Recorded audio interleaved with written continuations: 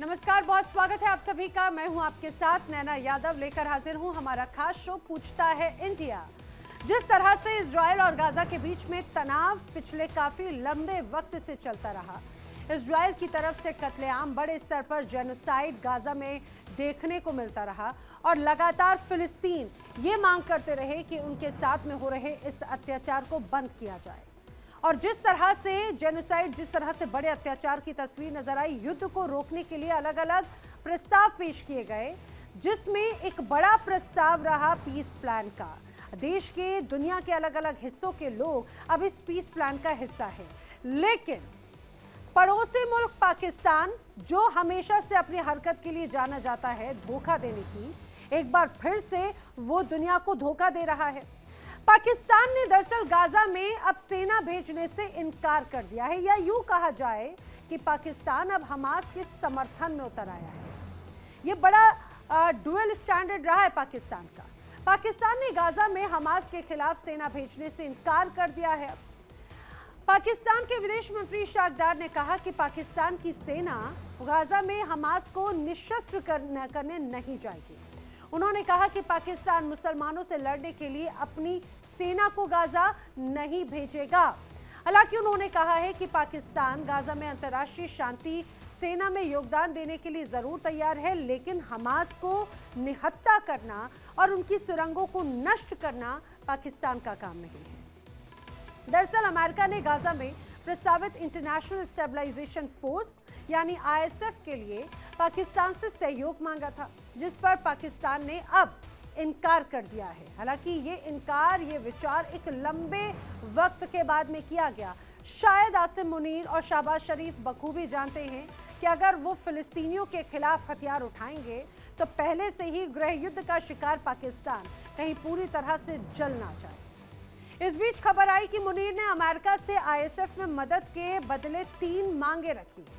इनमें मुनीर के कार्यकाल और असीम शक्तियों पर अमेरिका का मौन समर्थन, पाकिस्तान की कराहती अर्थव्यवस्था को सुधारने के लिए आर्थिक निवेश और आर्थिक राहत शामिल है।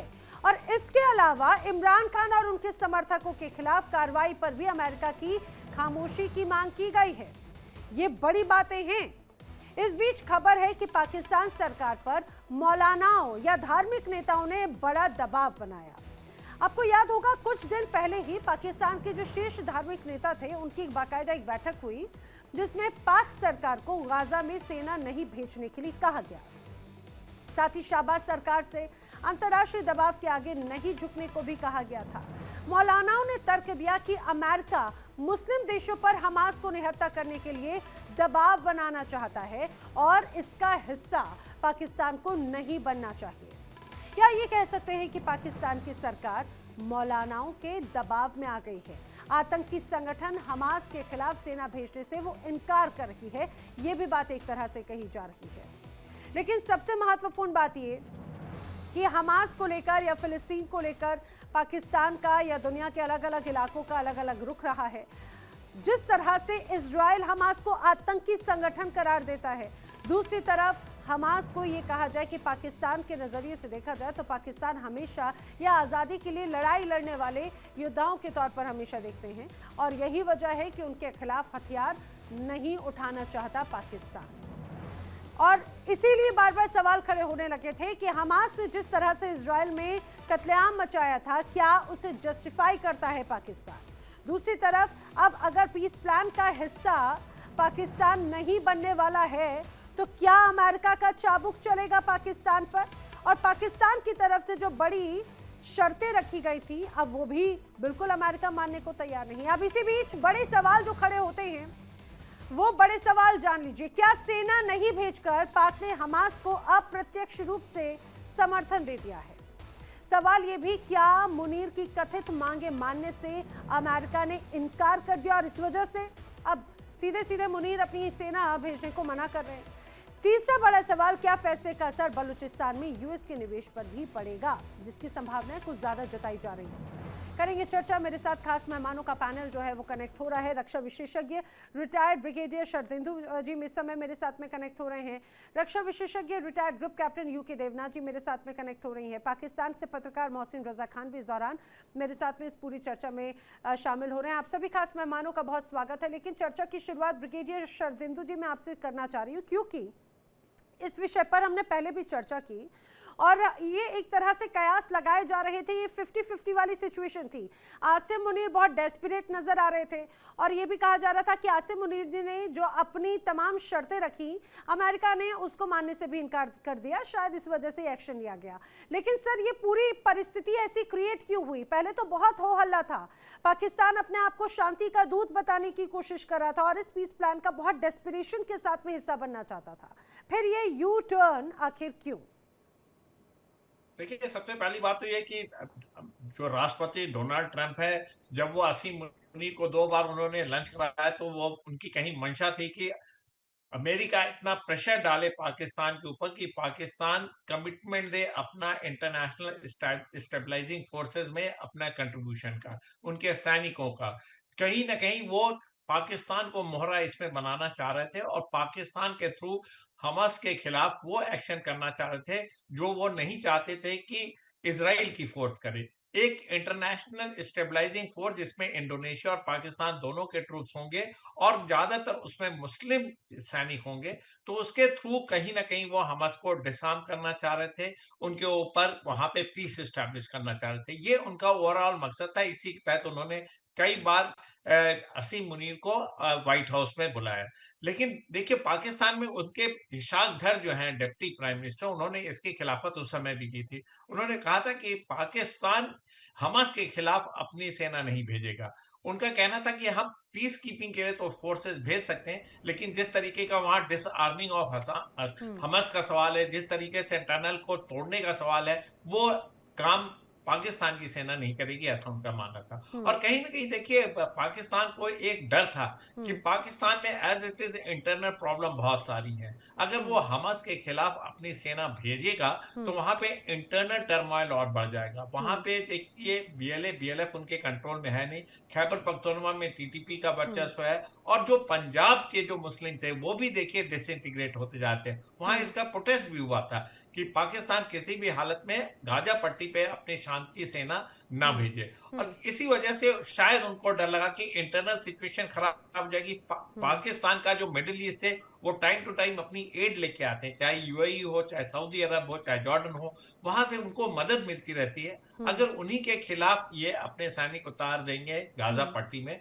तो उनका भी सपोर्ट जाएगा। तो एक मुस्लिम वर्ल्ड का सपोर्ट आपको नहीं मिलेगा, इंटरनल प्रॉब्लम हो जाएगी और अमेरिका का भरोसा नहीं किया जा सकता। अमेरिका जब नाटो कंट्री का साथ छोड़ सकता है, यूरोप के नेशन को बोलता है कि आप अपने डिफेंस खुद देखिए, तो पाकिस्तान को वो किस हद तक बैक करेगा, ये अपने आप में एक बहुत बड़ा क्वेश्चन मार्क है। सर आने वाले टाइम के लिए एक बड़ा जरूर चैलेंज हो सकता है, इस पर मैं चर्चा करूं। लेकिन मैं एक बार मोहसिन रजा खान जी से उनका एक बार नजरिया समझना चाह रही हूँ। मोहसिन रजा खान जी, जिस तरह से पीस प्लान को लेकर चर्चा हो रही थी, इजराइल और खासतौर से गाजा में जो बड़ा एक कियोस्क है, बड़ा तनाव है, पाकिस्तान की छवि आतंक को समर्थन देने वाली अभी तक एक तरह से रही है। अंतर्राष्ट्रीय स्तर पर यह माना जाता है कि जिस तरह से बहुत बड़ा डेंट है, इस पीस प्लान का हिस्सा बनकर उस डेंट को दूर करने का एक ऑप्शन था, लेकिन वो ना चुनकर बैक स्टेप करना या यू टर्न लेना, क्या रीजंस हैं मोहसिन जी? देखिए, पहले तो मैं वाज़ेह कर दूं कि पाकिस्तान ने कोई यू टर्न नहीं लिया। क्या पाकिस्तान ने पहले कोई ऐसा वादा किया था कि वो जाके हमास को डिसआर्म करेगा या टनल खत्म करेगा? नहीं, पीस प्लान का हिस्सा तो बनने की बात कही थी, इशाक डार या कई और नेताओं की तरफ से बात आई थी। पाकिस्तान ने हमेशा पाकिस्तान में पीस कीपिंग की जहाँ भी दुनिया में होती है वहाँ शामिल है। लेकिन ऐसा नहीं हो सकता कि पाकिस्तान है पीस कीपिंग में सिर्फ पीस कीपिंग के लिए शामिल हो सकता है, लेकिन अगर उससे कहा जाए कि हमास को गैर मुसल्लह करें या वहाँ टनल साफ करें या पाकिस्तान की फौज को हमास के सामने खड़ा किया जाए किसी जंग के लिए या किसी उनको डिस्टर्ब करने के लिए, तो ऐसा नहीं हो सकता। और जैसे आपके फादर पेनेडिस ने पहले बता दिया कि पाकिस्तान की अवाम जो है और उनकी मर्जी के बगैर पाकिस्तान की हुकूमत कोई फैसला नहीं कर सकती, ख्वाह वो आसिम मुनीर हो या शहबाज शरीफ हो। और जब भी गजा फौज भेजने का फैसला हुआ तो यकीनन पार्लियामेंट में ये मसला जाएगा और पार्लियामेंट की और पार्लियामेंट से बाहर जमातों की मंजूरी इसमें ली जाएगी। ऐसे नहीं हो सकता कि पाकिस्तान अमेरिका या किसी के कहने पे गजा में अपनी फौज जंग में झोंक दे और पाकिस्तान के अवाम भी उसके खिलाफ खड़े हो जाए, ऐसा कोई रिस्क पाकिस्तान नहीं लेगा। ठीक है, ये आपने एक अच्छे रूप में इस चीज़ को समझाया, लेकिन मुझे यूके देवनाथ जी ज़रा एक बात और समझाइएगा। मेरे साथ में मैं बता दूं PMLN की नेता उज़मा करदार जी भी मेरे साथ में पाकिस्तान से जुड़ चुकी हैं। उज़मा जी, आपका भी बहुत स्वागत है इस चर्चा में। लेकिन मैं यूके देवनाथ जी का रुख करना चाह रही हूँ। यूके देवनाथ जी, सबसे महत्वपूर्ण बात ये कि इसमें कोई शक नहीं कि जैसे ही इजराइल और हमास के बीच में, इजराइल या गाज़ा के बीच में जो लंबे अरसे से तनाव चला आ रहा था, उसको लेकर ये माना जा रहा है कि अगर ये पीस प्लान वाकई में काम कर जाता है तो जिस तरह से फिलिस्तीन में कई बेगुनाह लोगों की जान गई, वो अब शायद ये कहा जाए कि परिस्थितियां सुधर सकती हैं, एक बार वहां पर भी अमन चैन लौट सकता है। लेकिन पाकिस्तान की भूमिका एक बहुत महत्वपूर्ण रही है सर। क्या लग रहा है, ये एक्शन, अगर ये डिसीजन लिया है, क्या ईमान जा गया पाकिस्तान का, या फिर अंदरूनी तौर पर ये बड़े स्तर पर दबाव नजर आ रहा था, वो दबाव काम कर गया, या अमेरिका के सामने जो शर्तें रखी गई थी वो शर्तें काम नहीं कर गई? क्या लग रहा है, रीढ़ की हड्डी सीधी हो गई? क्या आपको वजह नजर आती है? नैना जी, 2-3 पॉइंट इंपॉर्टेंट है। एक तो इजराइल भी पाकिस्तान के साथ बहुत कंफर्टेबल नहीं है क्योंकि पाकिस्तान इजराइल को मान्यता नहीं देता बेशक। दूसरी बात है, डोनाल्ड ट्रंप पाकिस्तान के ऊपर बहुत दबाव डाल रहे थे कि पाकिस्तान कंट्रीब्यूट करे स्टेबलाइजेशन फोर्स की तरफ। तीसरी बात है, जो पाकिस्तान से बयान आए हैं इशाक दर के, वो मैं बहुत ध्यान से पढ़ रहा था और मैंने अलग अलग एंगल से उनका नजरिया स्टडी किया। जब वो बोलते हैं कि किसी ने भी पाकिस्तान से अभी तक ऐसा बयान नहीं दिया कि पाकिस्तान फोर्स नहीं भेजेगा इजराइल में स्टेबलाइजेशन फोर्स के लिए। देखिए, बयान ऐसे आ रहे हैं कि गजा में हमास के खिलाफ, यानी हमास को जो डिसआर्म करना है उसके लिए फोर्स नहीं भेजेगा। यानी बाकी जो 19 काम हैं, बाकी जो 18 काम हैं इस पीस प्लान में, उन को करने के लिए पाकिस्तान फौज भेज सकता है। जैसे मैं बताता हूं, वहां अगर फौज जाती है, फौज का एक काम होगा कि जो डीमिलिटराइज जोन है उसको बनाना। ऊपर से लेके नॉर्थ से लेके साउथ तक करीबन 40 किलोमीटर डीमिलिटराइज जोन बनेगा, जिसकी चौड़ाई करीबन 500 मीटर या 1 किलोमीटर होगी। उसके पूरब की तरफ IDF रहेगी, उसके पश्चिम की तरफ हमास रहेगी। इसको बनाना पाकिस्तान कहता कर देंगे। उसके बाद डीमिलिटराइज जोन पर पेट्रोलिंग करना पाकिस्तान कहता हम कर देंगे। उसके बाद ये देखना कि इजराइल की IDF जो है वो हमास पर फायरिंग नहीं कर रही, यानी सीज फायर का उल्लंघन नहीं कर रही। पाकिस्तान बोलता है हम ये रिपोर्टिंग भी कर देंगे। उसके बाद ये है कि जब पाकिस्तान की फौज वहां पे डिप्लॉय हो जाएगी तो ये रिपोर्ट करना कि हमास ने फायरिंग की है इजराइल की तरफ, उसको रिपोर्ट करना। पाकिस्तान की आर्मी कह रही है हम कर देंगे। तो इस तरह के कुल मिला के 18 पॉइंट है, पाकिस्तान करने के लिए राजी है, कोई दिक्कत नहीं है। और मैं बता दूं कि काफी मुस्लिम देश वहां भेज रहे हैं। उन्होंने, इंडोनेशिया ने तो बोल दिया कि हम 20,000 फोर्स कंट्रीब्यूट करेंगे। अजरबैजान ने बोल दिया है कि हम 3,000 फोर्स कंट्रीब्यूट करेंगे। सऊदी ने बोल दिया है कि हम 1,000 फोर्स कंट्रीब्यूट करेंगे। तो इन सब देशों को देखिए, हमास को डीमिलिटराइज करना वो 20 पॉइंट में से एक पॉइंट है। तो पाकिस्तान की फौज मेरे ख्याल से वहां जाएगी, आज नहीं तो महीने के बाद जाएगी। जो अभी भी संशय में है, क्योंकि कहा जा रहा है चाहे बात अगर UAE की हो तो UAE मना कर रहा है क्योंकि क्लियर फ्रेमवर्क नहीं है, ये बात भी कही गई। कई ऐसे अलग अलग देश हैं जो इंटरेस्ट दिखा रहे हैं, कनाडा, जर्मनी, नीदरलैंड जैसे। लेकिन खासतौर से इजिप्ट लीड करने की बात जरूर कहता है, इंडोनेशिया, अजरबैजान, तुर्की, लेकिन इजराइल इसका विरोध कर रहा है। पाकिस्तान ने पहले ये जरूर कहा था कि ठीक है वो इस पीस कीपिंग टीम का हिस्सा रह सकता है, लेकिन डिसआर्मिंग करने वाली सिचुएशन को लेकर स्थिति कंफर्म नहीं थी। लेकिन इस दौरान भी हालांकि इच्छा जाहिर की गई थी, क्योंकि खबरें ये भी आई थी कि लीडरशिप चाहता है पाकिस्तान। दूसरी तरफ अंदरूनी तौर पर इतना दबाव था सारी चीज़ों को लेकर, यहाँ के जो धर्मगुरु मौलाना थे वो लगातार विरोध कर रहे थे, अंदरूनी स्तर पर तमाम बड़ी स्तर की सिचुएशन थी।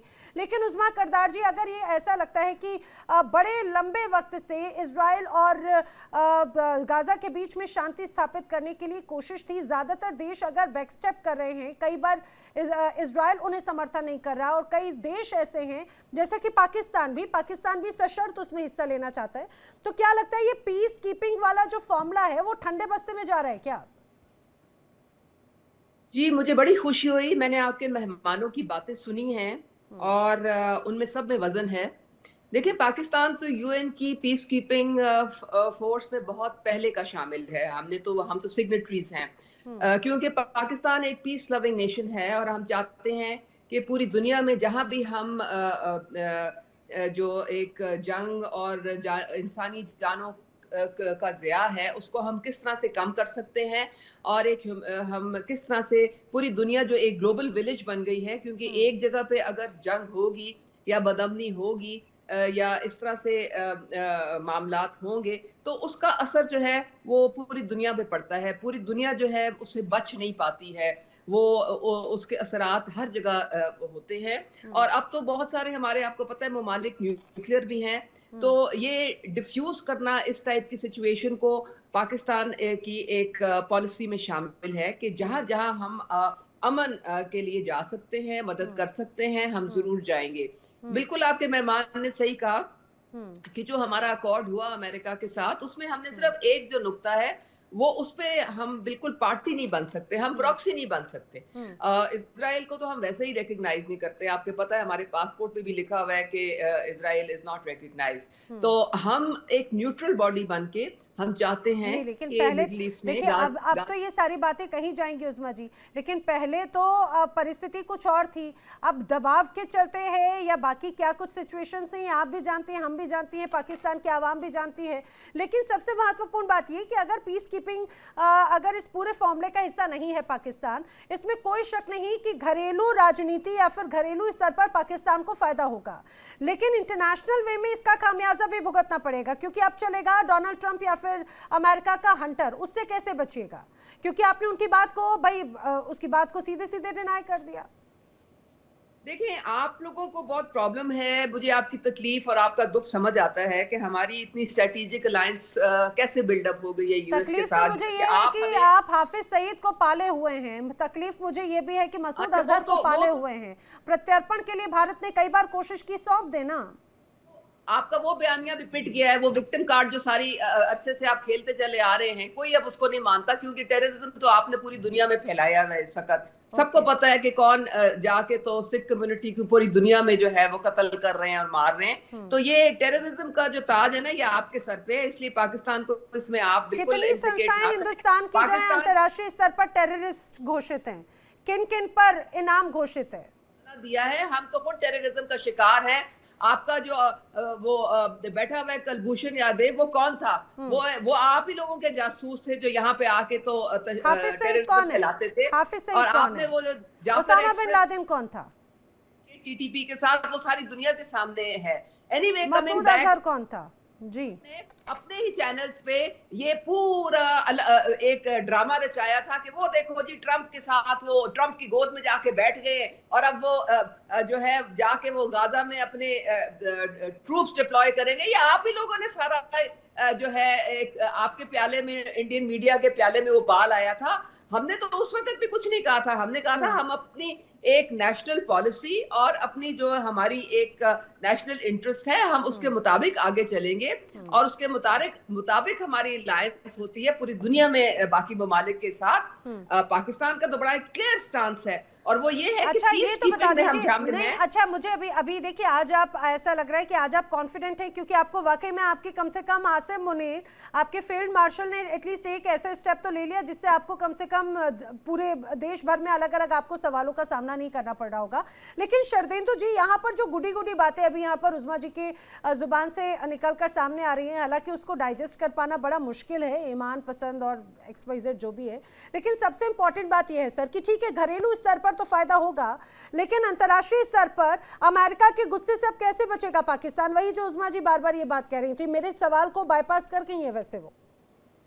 देखिए, पाकिस्तान की ये हैसियत नहीं है और पाकिस्तान बड़ी मुश्किल सिचुएशन में फंसा हुआ है कि वो अमेरिका की बात को कैसे नकारे। सबसे बड़ी बात ये है, देखिए अभी तक पाकिस्तान ने इसका डिनायल नहीं किया है। डिनायल किया है सिर्फ पीस इन्फोर्समेंट नहीं करेगा, वो डिसआर्म नहीं करेगा, वहां के जो टनल वॉरफेयर को जो डिस्ट्रॉय करना है, जो टनल बनाए हुए हमास ने, उसको नहीं डिस्ट्रॉय करेगा, और लेकिन पीस कीपिंग के लिए वो तैयार है। इस तरीके की बातें हैं। और डोनाल्ड ट्रंप ने एक सिचुएशन ऐसी क्रिएट की है, तमाम तरीके के, आपके यहाँ पहले रेयर अर्थ मिनरल लेने की आपके असीम मुनीर को 2 बार अपने यहाँ बुलाया, और कहीं ना कहीं एक अंडरस्टैंडिंग पाकिस्तान के साथ उन्होंने बना दी। लेकिन एक चीज ध्यान में रखने वाली बात है कि जो अब अमेरिका जो इंटरनेशनल स्टेबलाइजिंग फोर्स की बात कर रहा है, उसको यूएन का मैंडेट नहीं है, वो अमेरिका का क्रिएशन है, जो उसने तमाम मुल्कों से बातचीत की और यहाँ से जो पीस कीपर्स हैं, वहां की सेना का एक कंटिजेंट तैयार किया जो स्टेबलाइजिंग फोर्सेस का काम करेगा। लेकिन यूनाइटेड नेशन ने अभी उसको रेटिफाई नहीं किया,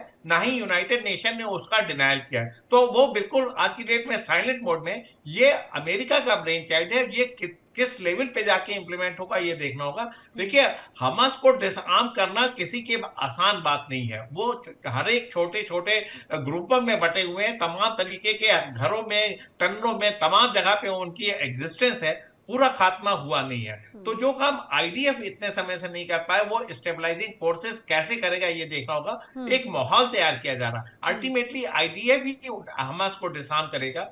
एक मुखौटा होगा इंटरनेशनल स्टेबलाइजिंग फोर्सेस का, और उसके पीछे से आईडीएफ ऑपरेट करेगा। और इस मुखौटे में अगर पाकिस्तान शामिल होता है तो उसको तमाम तरीके के मुस्लिम वर्ल्ड, अपने इंटरनल पॉपुलेशन का, अपने खुद के कैबिनेट का, उनके डिप्टी प्राइम मिनिस्टर भी इसको वेहेमेंटली डिनाई कर रहे हैं। लेकिन मेरा मानना, पाकिस्तान इस प्रेशर पे को नहीं सस्टेन कर पाएगा। Ultimately under American pressure Pakistan को ये स्टेबलाइजिंग फोर्सेस भेजनी पड़ेगी। वो कुछ भी मुखौटा लगा सकते हैं, लेकिन अल्टीमेटली काम वही होने जा रहा है कि हमास को एक कॉर्नर किया जाएगा, हमास को आम नागरिकों से अलग थलग करने की कोशिश है। और तो आप क्या शरदेंदु जी ये कह रहे हैं कि ये फिलहाल जो है ये सिर्फ माहौल बनाने का तरीका है और कुछ नहीं, आने वाले वक्त में वही होगा जिसके तमाम पहले से कयास थे? जी हाँ, बिल्कुल। ऐसी स्थिति में पाकिस्तान है नहीं, क्योंकि उनको पैसे चाहिए, उनके पास पैसे नहीं, और जो कंट्री उनको पैसे देता है उनकी वो बात बोलने लगते हैं। और कोई भी इंटरनेशनल इशू का पाकिस्तान का कोई फर्म स्टैंड नहीं है, वो हमेशा से वेवर करते रहे हैं, और अपने आप को उन्होंने फॉर सेल लगा रखा। पाकिस्तान में हो क्या रहा है, हर एक चीज फॉर सेल है। चाइना आता है, वो सीपेक में इन्वेस्टमेंट करता है। अमेरिका आता है, रेयर अर्थ मिनरल। अमेरिका आता है, कहता है कि हमें बगराम में एक्सेसिबिलिटी चाहिए, तो पाकिस्तान अफगानिस्तान के ऊपर प्रेशर बनाने लगता है। और मिडिल ईस्ट में जब आपको ईरान के खिलाफ एक्शन करना हो, तो पाकिस्तान की सरजमी का अमेरिका इस्तेमाल करता है और ईरान के ऊपर सर्वेलेंस करता है। तो अमेरिका और चाइना दोनों अपने एटविल पाकिस्तान का इस्तेमाल करते हैं। उज़मा जी, ये बड़ी बात है, इस बात को तो आप, क्योंकि आपने पहले भी बात आप समझी और आपने कहा कि भाई वजन है, और इसमें भी बिल्कुल नहीं, ये भी काफी वजनदार बात बोली है यहाँ पर शरदेंदु जी ने। खासतौर से अगर हम देखते हैं कि पाकिस्तान की रिक्वायरमेंट है और अमेरिका इन्हीं सारी चीजों को लेकर है कि जैसे भाई मैं बात कह रहा हूँ, आपको वो सपोर्ट करना होगा। अब अगर मना करेंगे तो क्या होगा? देखिए, सबसे पहले तो आप लोगों को ये बात पल्ले से बांध लेनी चाहिए कि पाकिस्तान कभी भी इस्तेमाल नहीं हो सकता। पाकिस्तान अगर कोई भी डिसीजन लेता है तो अपने नेशनल इंटरेस्ट के मुताबिक लेता है। आपको सीपैक तो हजम होता नहीं है। अगर चाइना आके यहाँ इन्वेस्टमेंट कर रहा है तो उसमें क्या बुराई है? अगर अमेरिका यहाँ पे इंटरेस्ट शो कर रहा है डायरेक्ट इन्वेस्टमेंट में, उसमें आपको क्या प्रॉब्लम है? ये तो एक बहुत अच्छी चीज है कि आप ट्रेड भी डेवलप करें, आप फॉरेन डायरेक्ट इन्वेस्टमेंट को अट्रैक्ट करें, लोग आए आपके मुल्क में और इन्वेस्ट करें, वेल्थ क्रिएशन हो, जॉब क्रिएशन हो।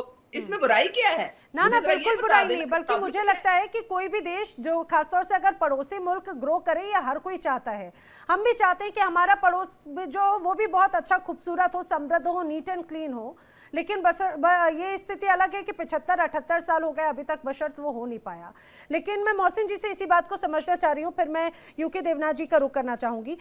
सबसे महत्वपूर्ण बात है मोहसिन रजा जी, क्योंकि अगर हम डिप्लोमेटिक वे में देखें, खासतौर से अभी रिक्वायरमेंट गिव एंड टेक वाली सिचुएशन है। अमेरिका सपोर्ट क्यों कर रहा है, हम सभी जानते हैं कि अमेरिका या जो तमाम डीप स्टेट्स हैं उन सबके अपने पर्सनल इंटरेस्ट हैं, और पाकिस्तान उनके हाँ में हाँ क्यों मिला रहा है, क्योंकि अपनी उसकी रिक्वायरमेंट है। ये किसी भी देश के साथ में हो, पाकिस्तान, अमेरिका या XYZ। अब देखिए, अमेरिका से निवेश पाकिस्तान को चाहिए, दूसरी तरफ सुरक्षा सहायता पहले जो निलंबित थी, और IMF लोन में जिस तरह से रियायतें मिली हैं, इतने अलग अलग बार बेल आउट मिले हैं, वो अमेरिका की ही एक तरह से कहा जाए कृपा की देन है।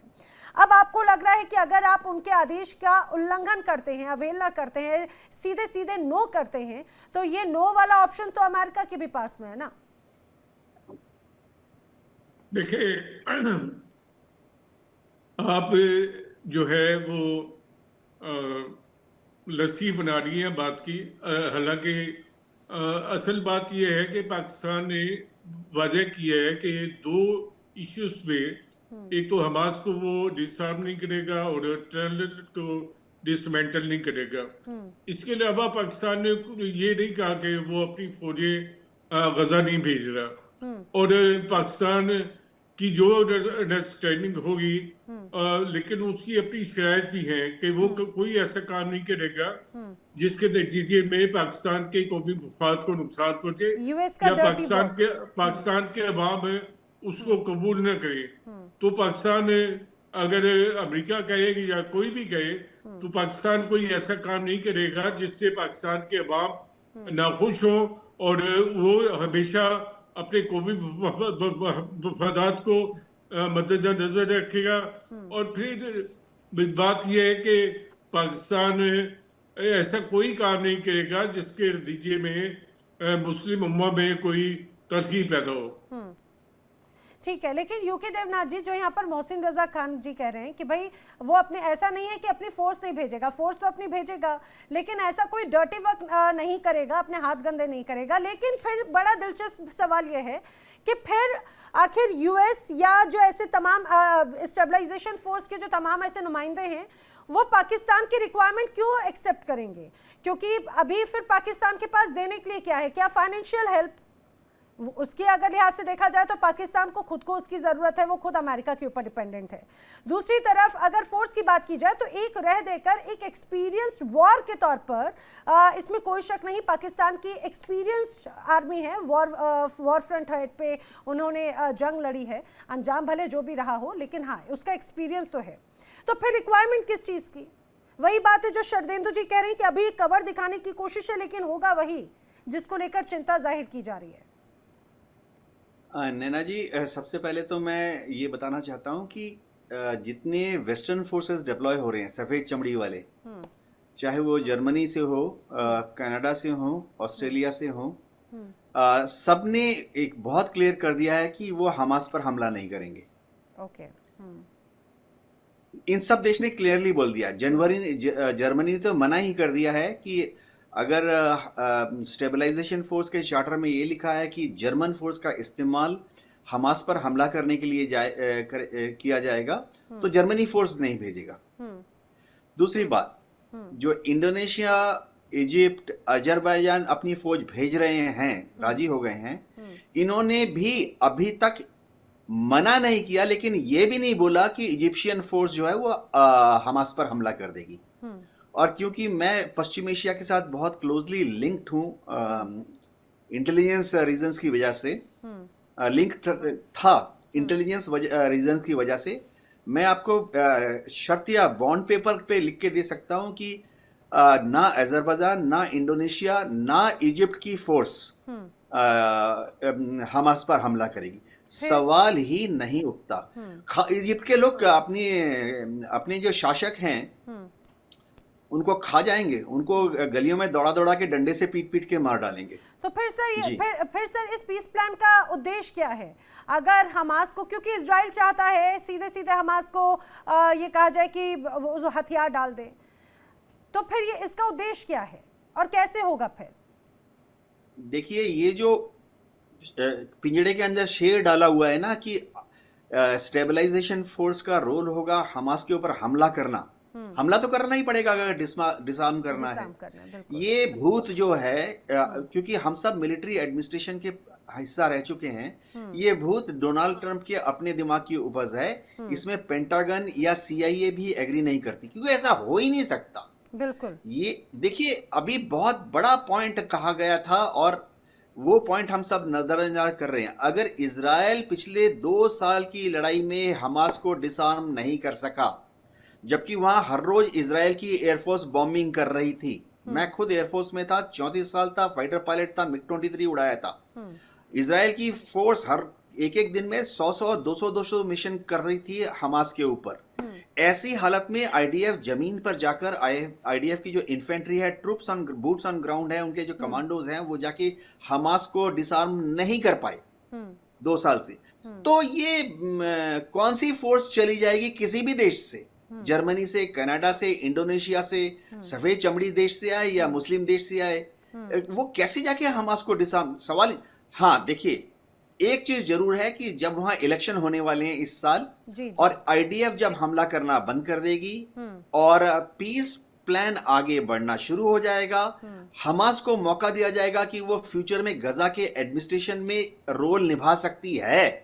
अभी फिलहाल नेतन्याहू बोल रहे हैं और डोनाल्ड ट्रंप भी बोल रहे हैं कि हमास को गजा के फ्यूचर रिकंस्ट्रक्शन जब चालू होगी उसमें हमास का कोई रोल नहीं होगा। ऐसा हो नहीं सकता। कैसे? हमास वहां पॉलिटिकल पार्टी है, जमीन पर है। ये तो सुनहरे सपने जैसा है और कुछ नहीं। तो होगा ये कि जब हमास अपने मर्जी से भविष्य में एडमिनिस्ट्रेशन में आ जाएगी, जमीनी पकड़ पूरी हो जाएगी, रिकंस्ट्रक्शन का, डेवलपमेंट का काम पीसफुल तरीके से चालू हो जाएगा, उस वक्त अगर हमास खुद वॉलंटियर करती है अपने हथियार डालने की, मैं ये बता रहा हूं, अगर आज से 5 साल, 10 साल, 20 साल या 40 साल के बाद हमास खुद कहती है कि वो हथियार डाल देंगे, तो शायद उस प्रोसेस में किसी दूसरे देश की फौज हेल्प कर सकती है। ठीक है। लेकिन आज दुनिया में कोई फौज नहीं है जो कि जाके अमेरिकन के कमांडो वहां पहुंच जाए। मैं बताता हूं, अमेरिका की स्पेशल फोर्स पहुंच जाए। किसी की हिम्मत नहीं है कि एक टनल में घुस के हमास के 4 कमांडो, तो 4 लड़ाकों को ये एक तरह से ये प्रोपोगेंडा क्रिएट क्यों किया जा रहा है कि भाई हम इजराइल और गाजा के बीच में शांति प्रस्ताव लेकर आएंगे, हम इजराइल और गाजा का जो एक बड़ा तनाव है हम उसे खत्म करेंगे। पहले भी तो एक तरह से सीज फायर की बात की गई, लेकिन सीज फायर का उल्लंघन हर रूप में किया गया। फिर ये इस तरह से प्रोपोगेंडा किया, सिर्फ माहौल बनाने का तरीका है और कुछ नहीं। यही मैं उस्मा जी से समझने की कोशिश करी। उस्मा जी देखिए, एक तो आपके जो ये मेहमान तज्जियाकार हैं, मैं इनकी तारीफ करनी तो बनती है। बहुत जबरदस्त इन्होंने बातें की, मेरी भी बल्कि नॉलेज में काफी इजाफा किया। देखिए, ये एक बड़ा लॉन्ग स्टैंडिंग डिस्प्यूट है और आपने देखा कि तकरीबन गाजा के जो निहत्थे मुसलमान थे, 60,000 को उन्होंने कत्ले आम कर दिया, सबको शहीद कर दिया। और जितनी भी सीज फायर वायलेशंस होती थी वो इजराइल की साइड से होती थी। जब भी कोई पीस प्लान आता है तो उसकी खिलाफ वर्जी कौन करता है? उसकी खिलाफ वर्जी इजराइल करता है। और हमास को जर्मनी ने, यूरोप ने, बाकी मुस्लिम ममालिक ने, सारों ने जो है वो हाथ खड़े कर लिए कि जी हम इसलिए नहीं आपको ज्वाइन कर रहे कि हमास को हमने डिस्ट्रॉय करना है, हमने उनको पीस प्रोसेस का हिस्सा बनाना है। क्योंकि ये पूरी इतनी जद्दोजहद के बाद भी हमास को डिसआर्म नहीं कर सके, क्योंकि वो एक फोर्स है। उसको किस तरीके से हमने एक उनके कौमी धारे में लेके आना है, वो तभी हो सकता है कि इजराइल भी कोई होश उसके ठिकाने आए और वो ये कत्लो गारत करना बंद करे, बमबारियां करना बंद करे। और हम जो as a UN peace force वहां पे होंगे, हम ये चाहेंगे कि दोनों तरफ से जो सीज फायर है उसकी पाबंदी की जाए। कोई एक दूसरे पे ना बमबारी होनी चाहिए, ना अटैक्स होने चाहिए, और एक इस तरह से प्रेशर, पॉलिटिकल प्रेशर डाला जाए कि वहां पे भी जिंदगी नॉर्मल हो सके, लोग जीना शुरू करें। आप सोचें कि अगर हमारे यहाँ इस तरह से कत्लो गारत हो रही हो, बमबारी हो दिन रात, तो क्या हमारी जिंदगी होगी? हमारी जिंदगी, उनकी जिंदगी तो खत्म हो चुकी है। तो हम पूरी दुनिया को चाहिए कि पूरी दुनिया में अमन लाने के लिए हम सब कोशिश करें कि जहां जहां कॉन्फ्लिक्ट है, और मैं इसमें ट्रंप साहब को मैं तारीफ करना चाहूंगी। वो जहां जाते हैं वो कहते हैं कि मैंने कोई तकरीबन अभी तक 8-10 ऐसे जंग के पॉइंट्स हैं दुनिया में जहां पे ये टेंशन डिफ्यूज करके जंग को मैंने खत्म करवाया है। तो तभी ह्यूमैनिटी आगे बढ़ेगी, तभी ट्रेड और कॉमर्स आगे बढ़ेगी, तभी जो है इंसानियत का भला होगा और इंसानियत फले फूलेगी। तो ये बड़ी अच्छी बात है, खूबसूरत बातें हम कही सब आपने मिलके उस्मा जी, इसकी तरफ बढ़े।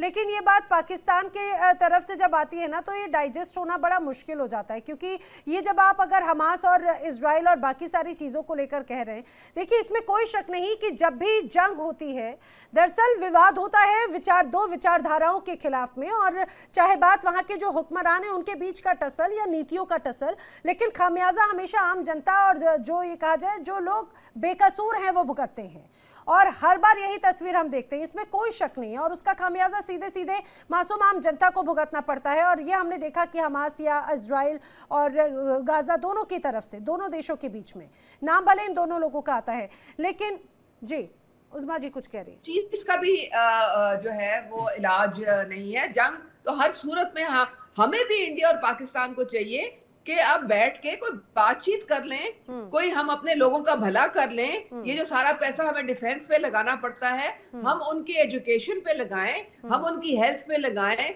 हम उनके जॉब सिक्योरिटी पे, फूड सिक्योरिटी पे लगाएं। गुर्बत के जो अंबार लगे हुए हैं दोनों तरफ, उसको खत्म करने की कोशिश करें। हमें सबको कोशिश करनी चाहिए इस चीज की। अरे हर बार तो उस्मा जी यही कोशिश रहती है, लेकिन उसके बाद में एक ऐसा कुछ धोखा दगाबाजी मिल जाती है कि उसके बाद में सारी बातें खत्म हो जाती हैं। 1947 से लेकर 2025 तक भारत ने तो पाकिस्तान को 10 से ज्यादा बार मौके दिए, कभी करगिल, कभी संसद हमला, कभी पहलगाम, कभी उरी अटैक, और ऐसे तमाम, कभी मुंबई हमले, ऐसे बड़े बड़े हमले तमाम इस तरह से आ जाते हैं कि उसके बाद में बार बार फिर भरोसा टूट जाता है, और यही वजह है कि फिर वो डोजियर या उदाहरण देने का वक्त पीछे रह जाता है।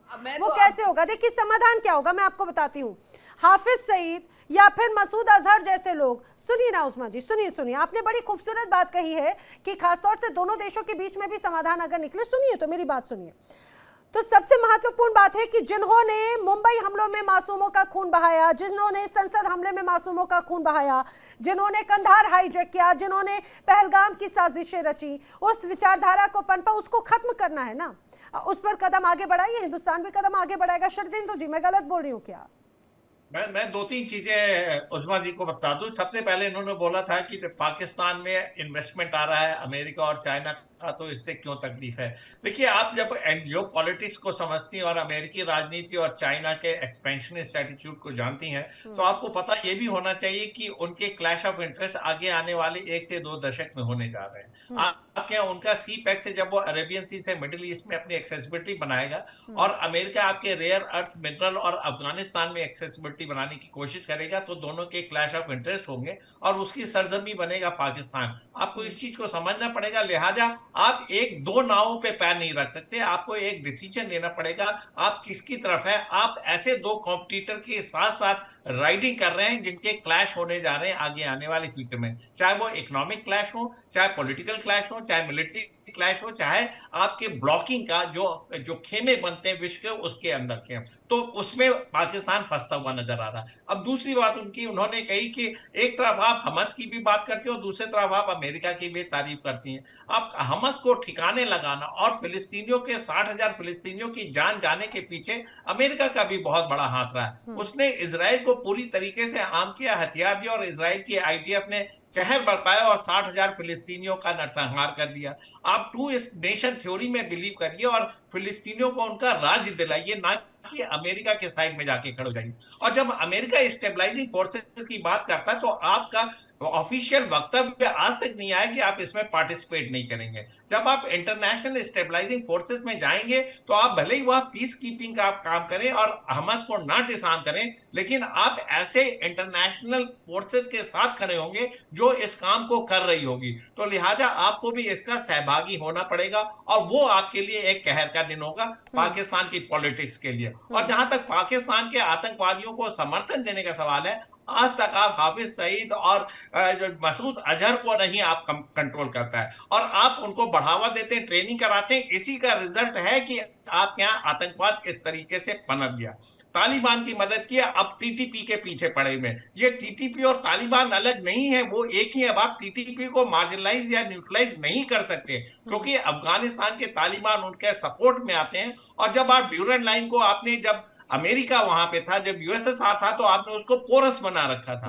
लेकिन आज की डेट में आप उसकी सैंक्टिटी चाहते हैं। कैसे सैंक्टिटी हो गया? आधे पश्तून इधर है, आधे उधर पश्तून है, लिहाजा पाकिस्तान अपने कॉबवेब में फंसा हुआ है। आप आगे दूरदृष्टि ना रख के आप इमीडिएट गेन की बात करते हैं। आप ये बोलते हैं कि बाकी कंट्रीज तो मर्सिडीज है, हम ट्रक है, हम कभी भी टक्कर मार देंगे। तो आपकी रिस्पॉन्सिबिलिटी अपने देश के वासियों के लिए नहीं है, आपकी इकोनॉमिक पॉलिसी कुछ नहीं है, आप इंटरनेशनल पॉलिटिक्स को समझते नहीं है। सिर्फ आपको जहां से एड मिले, जहां से पैसे मिले, आप उसके पीछे दौड़ लेते हैं। लिहाजा यहां पे पाकिस्तान मार खाता है और हिंदुस्तान से हर फील्ड में पिछड़ता हुआ नजर आता है, क्योंकि आपकी सोच गलत है, फितरत गलत है। इसलिए पूरे वर्ल्ड में आज की डेट में पाकिस्तान को टेररिज्म का हब मानते हैं। यहीं से टेररिज्म जनरेट हुआ। 1987 से लेके आज तक आपने सिर्फ एक ही काम किया, टेररिस्टों की मदद की है। टेररिस्टों के मदद से आपने तमाम हथियार दिए, उनको ट्रेनिंग किया और हिंदुस्तान के बरखिलाफ आपने लेकिन उज़मा इस्तेमाल जी किया। तो कहती है कोई कि वो तो सियासत विक्टिम है। उज़मा जी कहती है वो तो विक्टिम है